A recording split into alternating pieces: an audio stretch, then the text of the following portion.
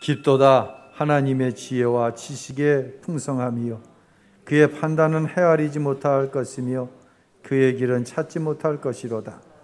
누가 주의 마음을 알았느냐? 누가 그의 모사가 되었느냐? 누가 주께 먼저 드려서 갚으심을 받겠느냐? 이는 만물이 주에게서 나오고 주로 말미암고 주에게로 돌아감이라. 그에게 영광이 세세히 있을지어다. 아멘. 오늘 거룩하고 복된 주일, 우리 예수님의 크신 은혜와 사랑이 사랑하는 모든 성도 여러분 가운데 함께 하시기를 간절히 축원합니다. 지난 주간 휴가를 잘 다녀왔습니다. 이전에는 이제 사진을 찍으면 한 장이라도 더 살리려고 노력을 했어요. 이번 휴가에 둘째가 동행을 해주었는데 뒷모습을 이렇게 저와 아내가 걸어가는 모습을 이렇게 사진을 이렇게 막 찍는 거예요. 스냅으로. 저녁 때 사진을 정리하는데 웬 늙은이가 이렇게 막 걸어가는 거예요. 그래서 그 사진 속가낸이라고 혼났네 아주. 사진은 속가낼 수가 있는데 흘러간 세월도 좀 속가낼 수 있었으면 좋겠어요.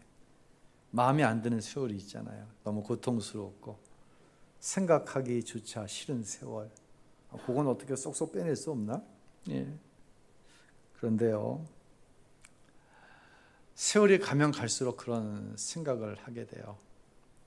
하나님의 섭리, 하나님이 인도하시지 않은 게 하나도 없었다. 빼낼 수 있는 세월이 있다 없다? 없다. 여러분 가운데 이거 인정하기 싫어하시는 분들이 있어요. 저도 그런 부분들이 없잖아 했어요.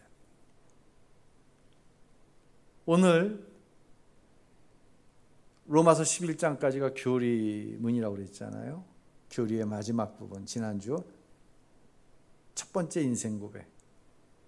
교리를 정리하면서 하나님께 만 영광 말씀드렸고, 오늘은 흐르는 세월 속에서 하나님이 어떻게 나를 인도하셨는가, 여러분 어떻게 인도하셨는가, 이 이야기 지금 사도 바울 이야기 하자는 시간이 아니에요. 이 시간에는 여러분 얘기하자는 시간이에요. 누구 얘기요? 내 얘기하자는 시간이에요. 내 얘기를 하는데 결론은 뭐냐? 하나님이 인도하셨습니다. 로마서 5장 8절 우리가 잘 아는 말씀인데요. 한번 읽어볼까요? 우리가 아직 죄인 되었을 때에 그리스도께서 우리를 위하여 죽으심으로 하나님께서 우리에 대한 자기의 사랑을 확증하셨느니라. 아멘. 잘 아는 말씀이에요. 로마서 5장 8절은 1절부터 7절에 대한 결론이거든요. 1절은 뭐라고 말씀하나요? 있죠? 그러므로 우리가 믿음으로 의롭다 하심을 받았으니 우리 주 예수 그리스도로 말미암아 하나님과 화평을 누리자. 아멘. 오직 예수를 믿는 믿음. 예수를 믿는 믿음은 뭐예요? 예수님이 죄로 인해서 이 땅에서 저주받은 삶을 살다가 영원한 지옥의 저주를 받을 수밖에 없는 인생. 저주 중에 저주는 뭡니까? 하나님과 화목하지 못한 상태에서 살아가는 거예요. 그러나 예수님께서 화목제물이 되어주셔서 저와 여러분을 하나님 앞에 화목하게 하셨고, 더 놀라운 것은 하나님의 자녀 삼아 주셨습니다. 이 이야기를 하는 거거든요. 그래서 2절에 이어서 이런 말씀을 합니다. 읽습니다. 또한 그로 말미암아 우리가 믿음으로써 이는 이 은혜에 들어감을 얻었으며 하나님의 영광을 바라고 즐거워하였느니라. 하나님의 자녀된 저와 여러분이 어떤 은혜를 누리고 살아가냐면 하나님의 영광을 바라보며 사는 거예요. 그러면 하나님 아버지의 영광을 즐거워하는 거예요. 왜? 하나님 아버지의 영광은 자녀된 누구의 영광이에요? 저와 여러분의 영광이에요. 할렐루야. 얼마나 놀라워요. 그런데 3절로 넘어가면 이게 좀 당황스러운 부분이 있어요. 우리를 혼돈스럽게 하는 부분이 있어요. 3절 한번 읽어볼까요? 시작. 다만 이뿐 아니라 우리가 환난 중에도 즐거워하나니. 그냥 이렇게 생각하면 하나님의 자녀가 되었고 하나님의 영광, 하나님의 후사가 되었어요. 하나님께서 이루신 모든 축복은 자녀된 저와 여러분의 것이에요. 그럼 3절은 형통에 대한 얘기가 나와야 되고 축복에 대한 이야기가 나와야 논리적으로 맞아요. 그런데 뭐가 나와요? 3절에 환난이 나오는 거예요. 우리가 빼버리고 싶은 시간들, 지금 내가 당하고 있는데 정말로 이건 너무 심해겨, 이거 빼버리고 싶은 거예요. 그러나 성경은 질서 있게 얘기하는 거예요. 하나님의 자녀 되었습니다. 하나님의 영광을 바라보고 살아갑니다. 그런데 환난이 오는 거예요. 혼돈스럽죠. 혹시 여러분은 환난 가운데 있습니까? 그 이유가 무엇이라고 생각하십니까? 바울은 자신이 살아온 시간과 상황 속에서 이것을 아주 우리가 이해하기 좋도록 잘 정리하고 있어요. 이 이야기는 누구 얘기예요? 내 이야기입니다. 여러분 이야기입니다. 그런데 3절과 4절에 사도 바울은 이 환난을 이렇게 이해합니다. 함께 읽어볼까요? 우리가 환난 중에도 즐거워하나니 이는 환난은 인내를, 인내는 연단을, 연단은 소망을 이루는 줄 알미로다. 아멘. 환난을 당하는 당시에는 이거 인정하기가 힘들어요. 그런데 우리가 환난 중에도 즐거워한다고 얘기해요. 왜요? 그 환난의 이유와 목적이 나를 넘어뜨리고 죽이려는 것이 아니라 나로 하여금 풍성한 하나님의 소망을 이루게 하기 위한 분명한 목적이 있다는 사실을 바울은 흘러간 시간 속에서 알게 된 거예요. 우리 이야기예요. 그러면서 환난을 통해 인내하게 되었다고 얘기합니다. 여러분, 지나온 세월 속에서든 지금 당하고 있는 환난이든 참아야지. 용기를 내, 용기를. 이거 안 되는, 이거 아니라 그랬어요. 용기가 아니라 우리는 뭐라 그랬어요? 감사라 그랬어요. 억지로 참는 게 아니에요. 우리가 인내함으로 연단을 당하는 거예요. 연단을 받는 거예요. 연단 가운데 누구만 소망하게 되냐면 오직 예수님만 소망하게 되는 거예요. 오직 천국에 대한 소망을 가지게 되는 거예요. 그래서 무조건 참는 것과 하나님의 약속을 믿고 인내하는 것은 하늘과 땅 차이예요. 겸손하십시오. 겸손해야 되는데. 이게 결심으로 겸손해집니까? 정말 하나님 말씀대로 믿음으로 살려고 너 애를 쓰는 거예요. 근데 애를 쓸 때마다 넘어지는 거예요. 하나님의 말씀의 분량에 나는 절대로 이룰 수 없다는 사실을 열심을 내면 낼수록 알게 되는 거예요. 그 순간 고백하게 되는 게 뭐예요? 내 힘으로는 안 된다는 거예요. 이게 겸손이에요. 환난은 우리를 어떻게 만들어요? 겸손하게 만드는 거예요. 모세는 40년을 바로의 궁에서 왕자로 살았습니다. 어느 날 사고를 치고 미디안 강야로 쫓겨나갔죠. 40년을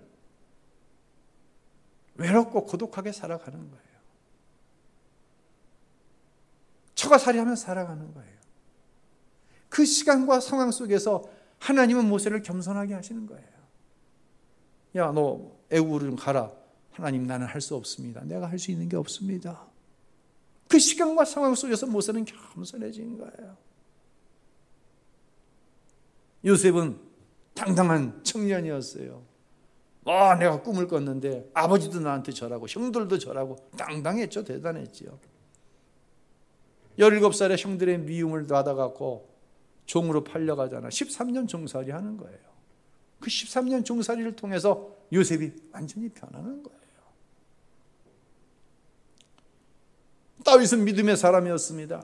야, 골리앗, 너는 칼과 단창으로 나오지만 나는 만군의 여호와의 이름으로 나온다. 얼마나 대단합니까?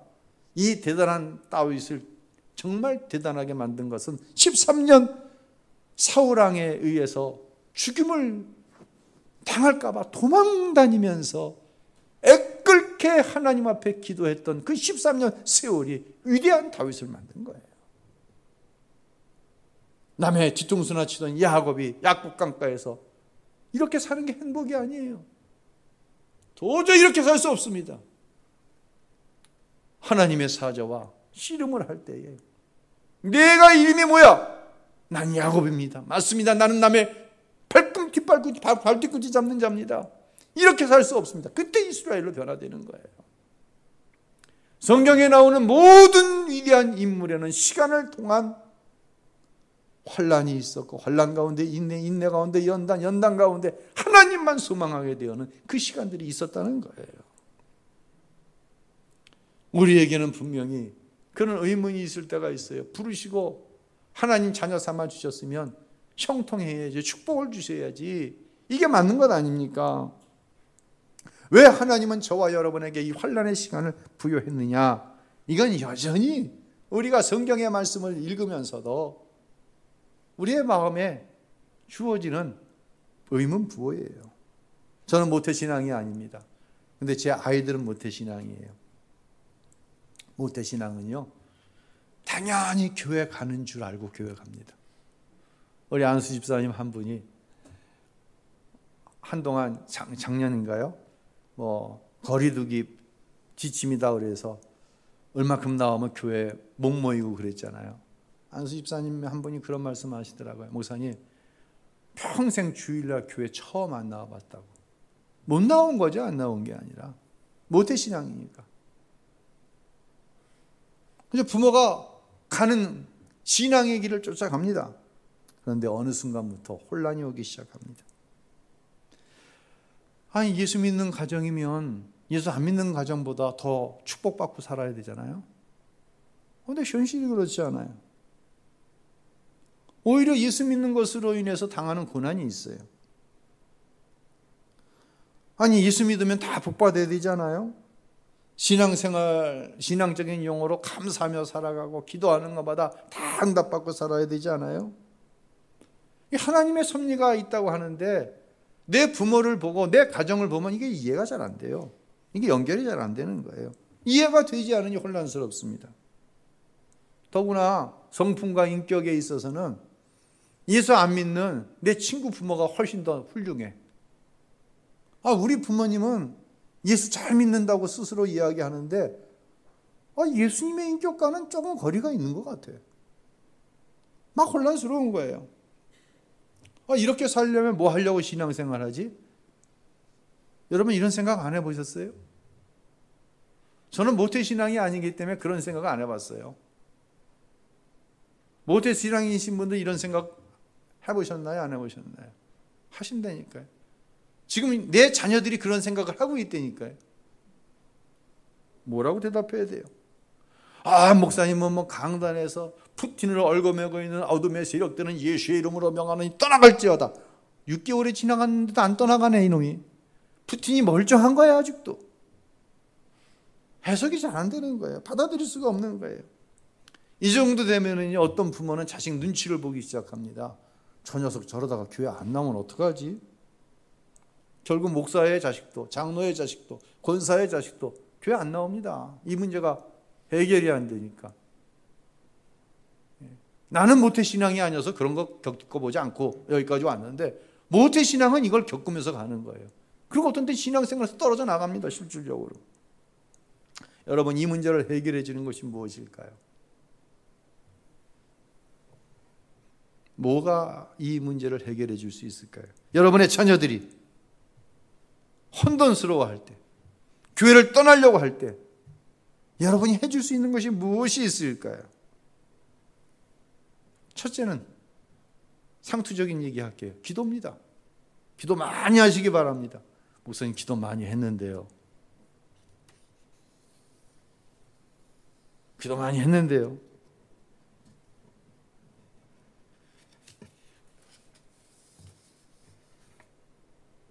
부모에게 자신이 있어야 돼요. 엄마의 삶을 봐라. 하나님이 인도하셨다. 아빠의 삶을 봐라. 하나님이 인도하시지 않았냐? 너희들이 보지 않았느냐? 이게 저와 여러분의 자녀를 향한 확고한 대답이어야 돼요. 이거 없으면 다 떠나갑니다. 요즘 아이들 얼마나 영특한지 아십니까? 절대로 손해되는 일을 안 합니다. 신앙생활이 시간적으로나 내 공부적으로나 경제적으로나 이런 바보 같은 짓을 왜 해 내가? 안 합니다. 절대로. 저는 여러분과 오늘 두 번째 인생 고백을 하고 싶어요. 두 번째 인생 고백, 바울 사도의 고백이고 저의 고백이고 여러분의 고백입니다. 그 고백은 뭡니까? 하나님께서 인도하셨다는 거예요. 아멘. 우리 황전도사님이 좀 연식도 되고 키로수도 많이 찬 중고차를 하나 구입하셨어요. 지난번에 중고차 구입해서 타다가 수리비가 더 들어가니까 이제 한동안 차 없이 다녔는데 부모님이 여름 내내 땀 흘리고 다니는 아들이 안 됐었는지 중고차를 하나 샀어요. 그리고는 목사님 고민이 있어서 의논 드리러 왔습니다. 목양실에 올라갔어요. 무슨 얘기를 하냐면 이런 얘기를 어머님이 하시더래요. 야, 사람들은 차 사면 고사 지내더라. 너는 어떡하려고 고사를 안 지내냐? 참 이상하죠. 근데 저는 이 얘기 들으니까 얼마나 웃기는지, 재미가 있는지. 왜? 저는 평생 그 얘기 듣고 살았거든요.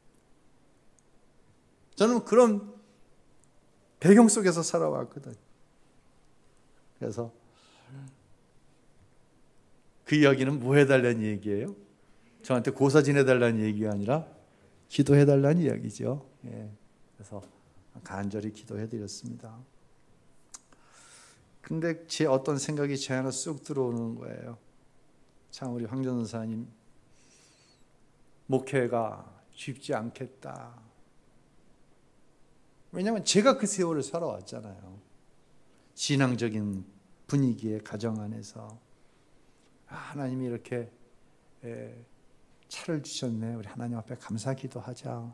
이런 분위기 속에서 자라나야 뭐가 되지 않겠어요? 근데 제가 그런 분위기 속에서 자라났거든요. 무슨 생각이 쑥 들어오냐면 야, 정말 하나님이 인도하시지 않았다면 여기까지 올 수 없었다. 아멘. 이거 누구 얘기하고 있는 거예요 지금? 다 함께 쫓아해 봅시다. 내 이야기하는 겁니다. 아멘입니까? 아멘. 잠언 3장 5절로 6절 한번 읽어보도록 합니다. 너는 마음을 다하여 여호와를 신뢰하고 내 명철을 의지하지 말라. 너는 범사의 그를 인정하라. 아멘. 성경은요 우리에게 무언가를 자막 놔두세요. 무언가를 말씀하시면서 방법을 얘기하시지 않는 게 하나도 없어요. 하나님이 내 길을 지도하시리라. 쉬운 얘기로 인도하시겠다는 얘기거든요. 어떻게 하면요? 마음을 다하여 하나님을 신뢰해야 돼요. 내 명철, 내 지식, 내 논리 그거 의지하면 안 돼요.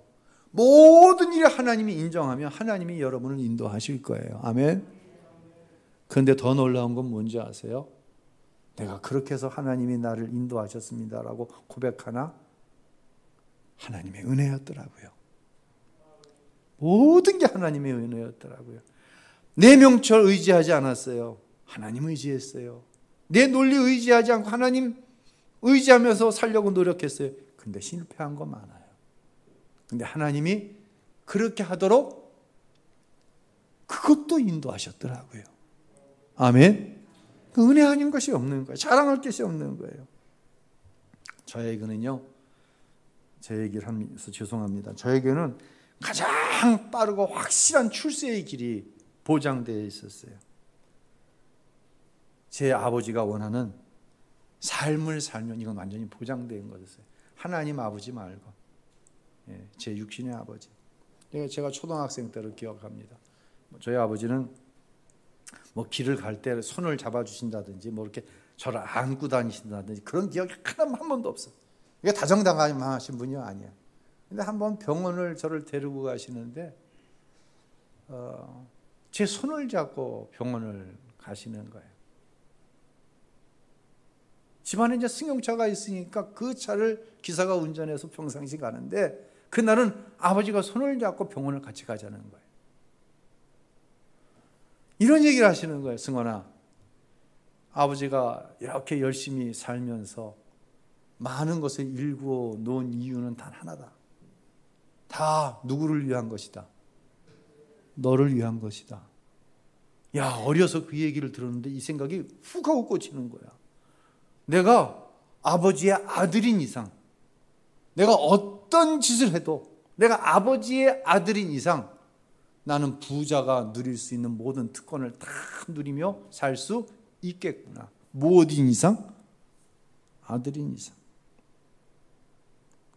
가장 안전하고 확실한 보장을 저는 초등학교 저학년 때 병원에 가면서 아버지에게 확답을 받았어요. 그런데 저는 그 모든 걸 다 내려놓고 하나님만 인정하며 살아왔어요. 저는 교회가 참 좋아요. 저는 여러분이 너무너무 좋아요. 이것은요, 말로 포장을 해서 내놓을 수 있는 게 아니에요. 여러분이 다 알아요. 제가 이제까지 목회해온 교회 교인들이 다 알아요. 더구나 이 자리에는 제 자식도 있어요. 제 아내가 있어요. 제 가족이 제일 정확하게 판단해요. 목회하는 남편 때문에, 아버지 때문에 나름대로 고생도 많이 했어요. 그런데 제 가족이 여기까지 올 수 있었던 이유는 뭐냐? 하나님이 인도하셨기 때문입니다. 서로 이렇게 고백을 하는 거예요. 우리 아이들이 교회를 떠나가야 할 이유가 너무너무 많아요. 나름대로 상처가 있어요. 목사의 자식으로. 근데 우리 아이들에게 저나 제 아내가 분명하게 이야기합니다. 어떤 위기의 순간, 어떤 어려운 순간, 어떤 옳은 길을, 어떤 하나님의 말씀의 길을 지시해 줄 때 우리 아버지는 자기도 대충 살아놓고 목사라고 대충 해놓고 아이들에게 이야기합니다. 하나님이 인도하시지 않았냐? 너희들이 엄마 아빠 너희들이 살아온 그 세월 속에 하나님이 어떻게 인도하셨는지 너희가 알지 않느냐?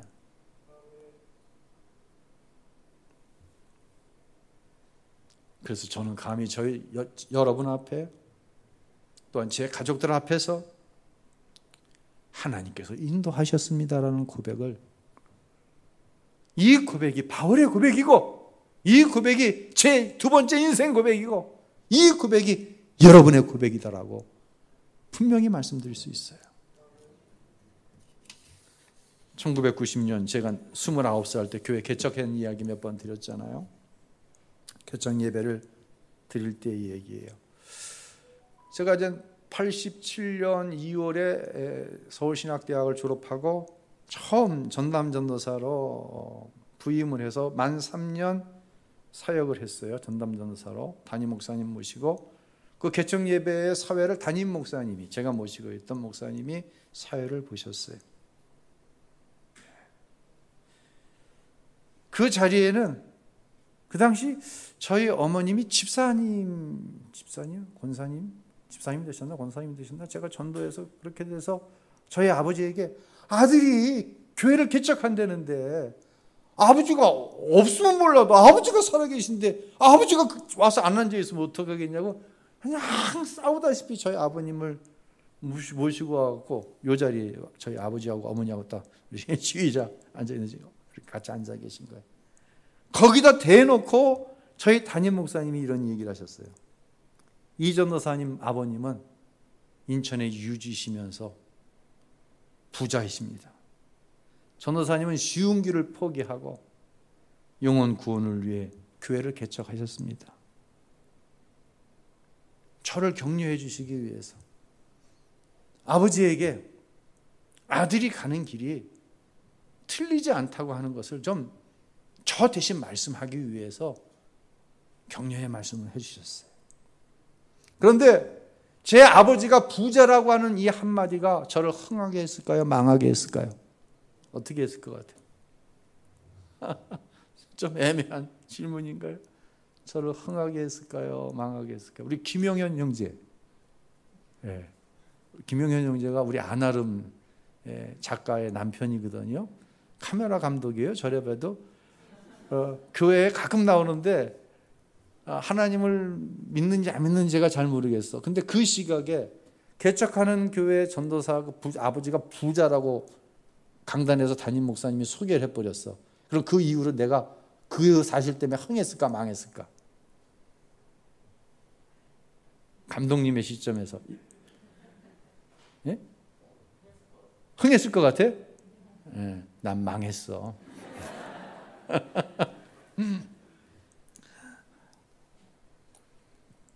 션던 전도사로 이제 3년 있었으니까 당회에서 전도사님이 사임을 하시는데 이유가 교회를 개척하기 위해서입니다. 그럼 뭐 교회가 아주 개척 교회도 아니고 그러면 뭐 이렇게 할 거 아니에요. 그러면 전도사님 개척을 위해서 뭘 해드릴까요? 뭐 해주셨는지 아세요? 교회에서 윗강대상도 아니고 아랫강대상. 그 당시에 30만 원 이게 다야. 그러면 매월 뭐 5만 원이든 10만 원이 성교비 단돈 100원도 없었어. 성교비가. 왜? 아버지가 부자니까 아버지가 다 알아서 해주실 거 아니에요. 혹시 우신교회 성도들도 목사님 아버지 뭐 부자니까 이러고 있는 거 아니야 지금? 내가 어떤 땐 그러고 있는 것 같아요 여러분. 내가 그래서 지무장로님들 두 분한테 내가 한탄을 했어. 신자들이 혹시 그렇게 생각하고 있지 않냐고. 그때 그런 면이 없잖아 이때. 장로님 분명히 나한테 그렇게 얘기했죠. 저희 아버님은 1,000원짜리 한 장을 내가 어떻게 사는지 알면서 지원은 안 하시는 거예요. 왜? 그게 그분 나름대로의 사랑이었어. 아들이 고생하는 거 원하지 않아. 아들이 당신이 하는 일 이어서 하면 충분히 여유롭게 살 수 있는데 저게 뭔가 미쳐가지고 지금 저러고 있거든. 그러니까 돌아오라는 거예요. 돌아오라는 거예요. 제가 속한 지방회에서는 소문이 쫙 났어. 이 전도사님 아버지 굉장히 부자래. 그러니까 뭐 한 번 해줘도 돼? 성경이 한 번 해줘도 돼. 김 감독님 제가 이래서 망했어요. 그러니까 한번 재밌는 뭔가 한번 만들어봐. 안 작가하고 둘이서 교회는 세상과 다르더라. 제가 지금 웃는 게 사실 아니에요 이게. 그런데요, 제가 문득 그런 생각해요. 만약 아버지가 제 목회를 경제적으로 전폭 지원하셨으면 나는 어떤 목사가 되었을까? 하나님께서 인도하셨습니다 라는 고백은 하지 못했을 거예요. 누가 인도하셨어요? 돈 많은 아버지가 인도하셨습니다. 그래 놓고 맨날 여러분들한테 돈 많이 벌라고 그랬을 거예요. 사도 바울은 이렇게 고백합니다. 오늘 본문 34절 한번 읽어보겠습니다. 깊도다 하나님의 지혜와 지식의 풍성함이요 그의 판단은 헤아리지 못할 것이며 그의 길은 찾지 못할 것이로다. 아멘. 하나님의 지혜와 지식. 하나님이 저를 만드시고 나를 부르셨잖아요. 여러분을 만드시고 여러분을 부르셨잖아요. 여러분에 대한 지혜와 지식 완전하신 거예요. 내가 생각할 때는 그 세월은 뽑아버렸으면 좋겠어. 내가 만난 그 사람은 내 인생에서 없던 사람이었으면 좋겠어. 있어요 분명히. 저에게도 있고 여러분에게도 있어요. 근데 하나님은 그 지혜와 지식에 있어서 그 깊이를 우리가 측량할 수 없는 창조주 하나님이세요. 그분의 섭리와 인도하심이 없었던 건 있어요 없어요? 없는 거예요. 모든 것을 다 섭리하셨고 모든 것을 다 인도하셨어요. 죄송합니다. 여러분 가운데 이거 인정하고 싶지 않으신 분이 있어요. 그러나 세월이 지나서 사도 바울처럼 저처럼 세월이 지나가서 내 삶을 뒤돌아볼 때 하나님이 인도하셨구나. 바울은요, 예수 만나기 전 정말 대단한 사람이었잖아요. 신분은 로마의 시민권자고, 가말리엘 문화라고 하는 지금으로 말하자면 하버드 정도 되는 최대 석학의 수제자고, 종교적으로는 완전하고, 사람들에게 존경받고, 명예, 권력 없는 것이 없었어요. 근데 부활하신 예수님을 만나고 나서 세상 표현을 하면 망한 거예요. 40에 하나 가난한 매를 여러 번 맞고 굶주리고 헐벗고 선교하다가 파손돼서 죽을 뻔하고, 유대인들 가운데는요, 바울이 얼마나 미운지, 개종해서 예수 증거하는 바울이 얼마나 싫은지, 바울을 죽이기 전에는 먹지도 않고 마시지 않겠다고 하고 결사대를 조직하고 바울을 죽이려고 했던 사람들이 있었어요. 저는 궁금해요. 야, 바울이 사도가 된 것을 후회한 적이 없었을까? 궁금해. 손태원 집사님, 예수 믿은 거, 교회 다닌 거 후회해 본 적 혹시 있어? 있지? 나도 있어. 바울은 있었을까 없었을까요? 있었어요? 어떻게 알아? 살아보니까. 맞지? 바울 얘기가 내 얘기라고 그랬으니까. 아, 참 지혜로. 난 천국에 가면 꼭 한번 물어보고 싶어. 바울 선배님, 사도가 안 됐으면 정말 세상에서 잘 나가고 나이스하게 살아셨었는데 사도가 된 것을 후회했던 적이 혹시 있지 않습니까? 꼭 한번 물어보고 싶어요. 가끔은 이게 궁금해. 근데 이번 휴가지에 가서 가족과 이제 식사를 하러 한 식당을 가서 식사를 하고 나오는데 그 해답을 거기서 찾았어요. 식당 벽에 액자가 하나 걸려 있어. 고린도 후서의 말씀이에요. 한번 띄워봐 주시겠어요? 예. 거기에 걸려 있는 액자를 제가 사진을 찍었는데 글씨체가 좀 이렇게 해서 잘 안 보여. 그걸 제가 옆에 정자로 옮겨놨어요. 한번 읽어보겠습니다. 근심하는 자 같으나 항상 기뻐하고, 가난한 자 같으나 많은 사람을 부유하게 하고, 아무것도 없는 자 같으나 모든 것을 가진 자로다. 아멘. 누구 얘기한 거예요, 저거? 바울 얘기한 건데, 저걸 보니까 바울이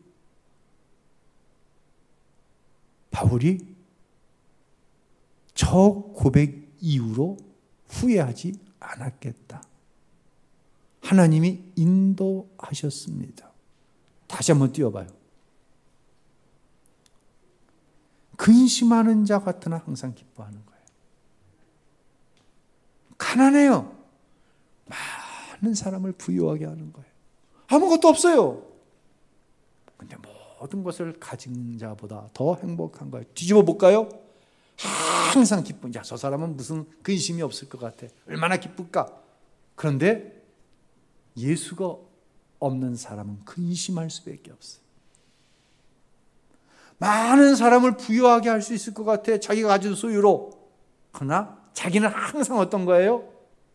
많이 소유했지만 가난한 거예요. 모든 것을 가진 자야. 명예, 권력, 물질 다 가졌어. 건강. 근데 사실은 아무것도 없는 것처럼 살아. 행복하지 않아. 행복하지 않아. 누가?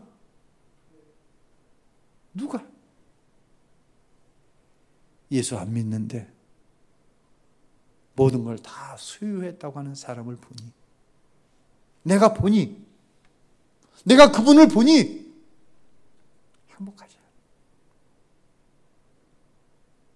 내가 가진 것을 하나도 가진 게 없는 거야.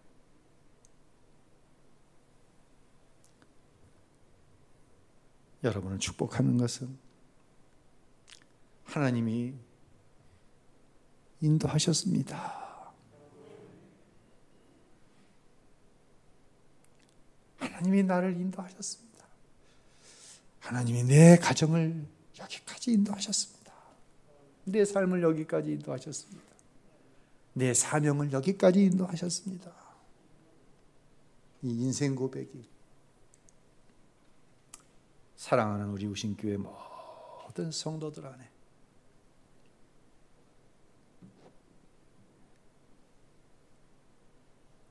늘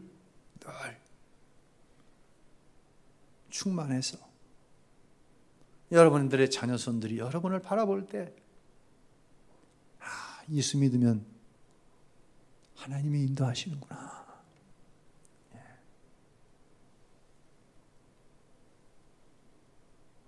그 인생 고백이 우리 모두 가운데 꼭 있게 되시기를